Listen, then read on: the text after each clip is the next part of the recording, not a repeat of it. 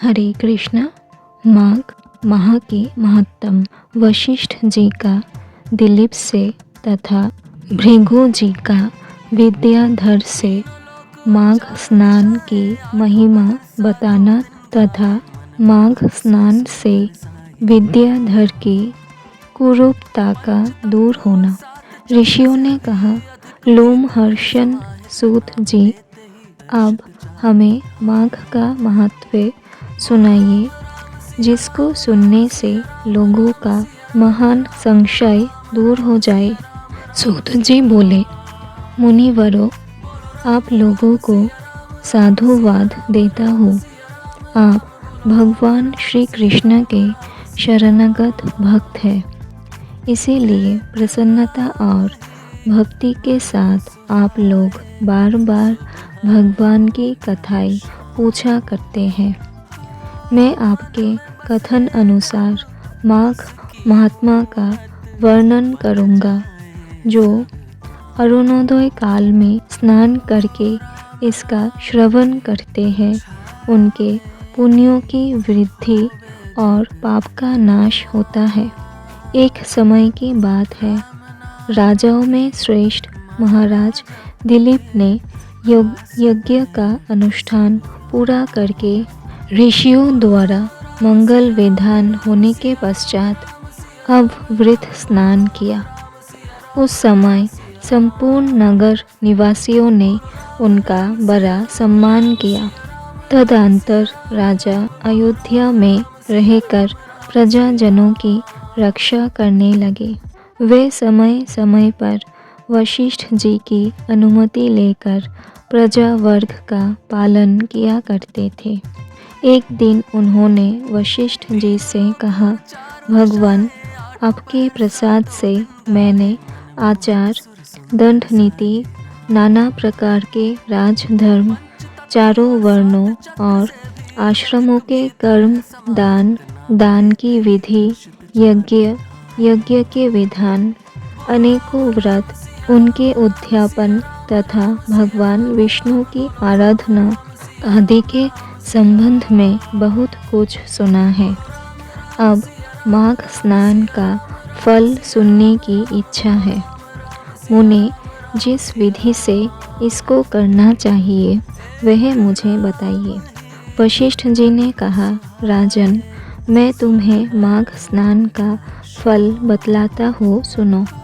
जो लोग होम, यज्ञ तथा इष्टपूर्त कर्मों के बिना ही उत्तम गति प्राप्त करना चाहते हो, वे माघ में प्रातःकाल बाहर के जल में स्नान करें।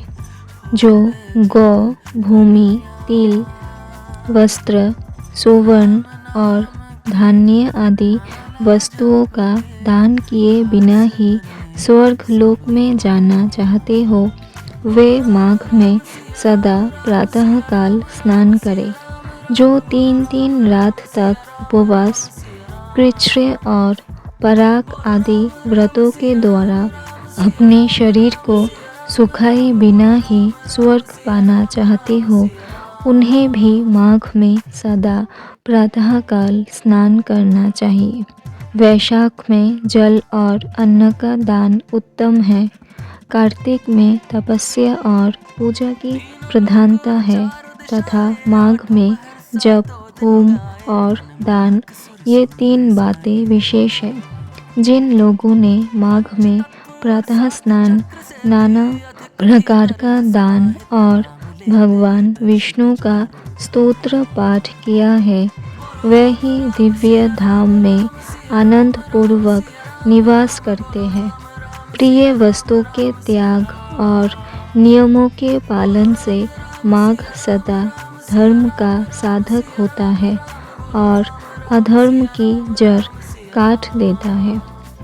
यदि सकाम भाव से माघ स्नान किया जाए तो उससे मनोवांछित फल की सिद्धि होती है और निष्काम भाव से स्नान आदि करने पर वह मोक्ष देने वाला होता है। निरंतर दान करने वाले, वन में रहकर तपस्या करने वाले और सदा अतिथि सत्कार में संलग्न रहने वाले पुरुषों को जो दिव्य लोक प्राप्त होते हैं वे ही माघ स्नान करने वालों को भी मिलते हैं। अन्य पुण्यों से स्वर्ग में गए हुए मनुष्य पुण्य समाप्त होने पर वहाँ से लौट आते हैं, किंतु माघ स्नान करने वाले मानव कभी वहाँ से लौटकर नहीं आते। माघ स्नान से बढ़कर कोई पवित्र और पापनाशक व्रत नहीं है।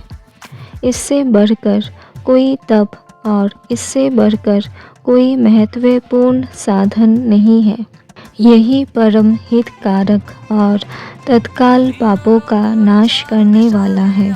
महर्षि भृगु ने मणि पर्वत पर विद्याधर से कहा था, जो मनुष्य माघ के महीने में जब उषा काल की लालिमा बहुत अधिक हो, गांव से बाहर नदी या पोखर में नित्य स्नान करता है, वह पिता और माता के कुल की 7 पीढ़ियों का उद्धार करके स्वयं देवताओं के समान शरीर धारण कर स्वर्ग लोक में चला जाता है।